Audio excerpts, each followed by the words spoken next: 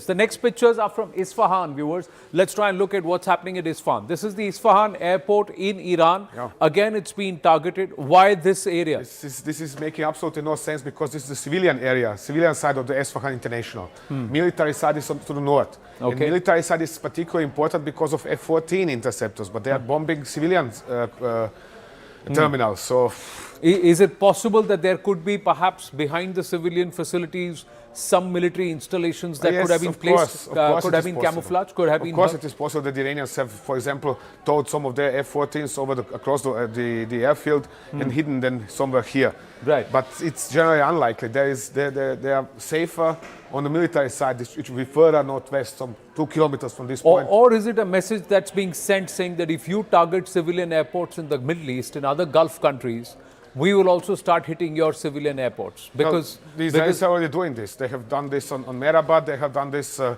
Ahvaz, Abadan.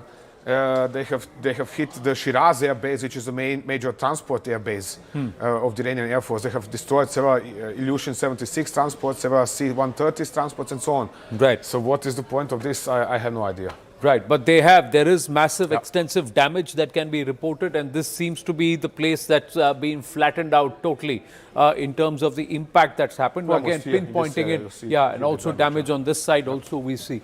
Somewhere up on top also, there are other areas that have been targeted, and you can see the blast impact, some heavy pounding and shelling that's happened. You can see it here too.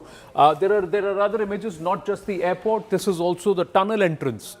Now, this is the missile complex in Isfahan, and the tunnel entrance has now been damaged. This is something to expect. And this is a typical situation for Iranian so-called missile city. They call them literally missile city. That means the facility is here the entrance, of course, less, but going down reportedly 100 to 500 meters under the hill. So, in order to camouflage the entrance to this facility, nominally the entrance is here. They sometimes build such sheds atop of them. It looks like some kind of a hangar, storage depot, whatever. So in this case, the Israelis, as far as I know, they have reported to strikes in Isfahan area. They have targeted the entrance over here and here. Shed was left alone. Now, if you target the entrance, now are they blocking people entering and exiting? Exactly. Or could there be launchers here which now have been blocked? No. My understanding is the following. They are desperate in this regards. It has proven that they cannot penetrate these missile cities. The Americans have just some 10, these Moab, these super huge bombs, 10-ton bombs, which they have targeted Fordow and Natanz last year. Right. In similar facilities. So now they cannot drop such bombs again. Because also there are too many missile cities in Iran. So now they are targeting entrances in order to block entry and exit of the vehicles out of them. So if I cannot totally destroy them, let me block them and bury them under the mountain itself, and they can't use them. Because it's a simple matter of fact. Whatever is inside that missile base cannot get out now. Right. We got one more picture. This shows the damage that's happening after the airstrikes. This is one more picture that we have. This is the Isfahan military garrison, again in Iran.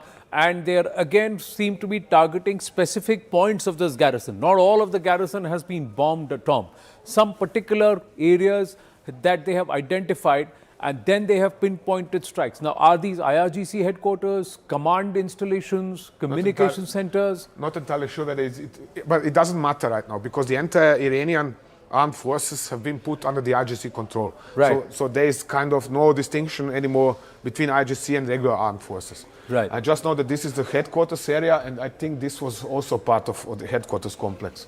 So they were targeting command and control facilities, if you like. Yeah. Also here, these are command nodes, headquarters, and similar facilities. These two buildings, for example. These two buildings. And they're trying to knock out the command and control capability.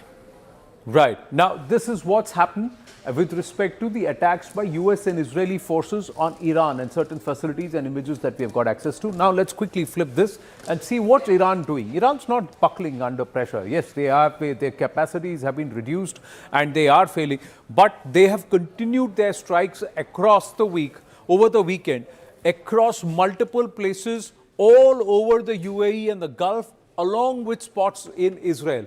Now, this is something which may have taken the, the US and its allies by surprise, that 8 days, 9 days into the war, the Iranians still have the ability to strike at key installations, and they forced the airport shut. They forced, and there were reports that the UAE has been forced into responding, Saudi Arabia has been forced into responding. They're continuing to attacking Bahrain. We just pause for a bit. Foreign Minister Jaishankar is speaking in the Lok Sabha.